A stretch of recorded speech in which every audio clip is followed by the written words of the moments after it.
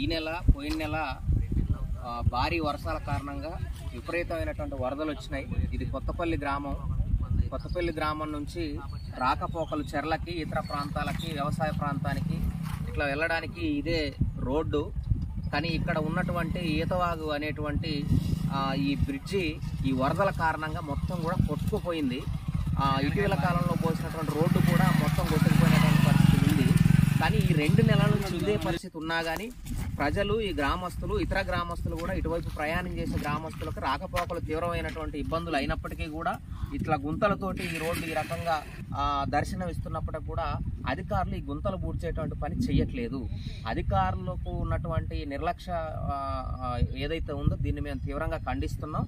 తక్షణమే ఇప్పటికైనా సరే ప్రజలు పడుతున్నటువంటి ఇబ్బందుల్ని దృష్టిలో ఉంచుకొని అధికారులు స్పందించి తక్షణమే ఏదైతే ఈ గుంతలుగా ఉన్నటువంటి ఈ రోడ్డుని ముందు తక్షణమే కంకర పోసి దీనికి మరమ్మతులు చేయాలని ఈ సందర్భంగా మేము తెలియజేస్తా ఉన్నాం.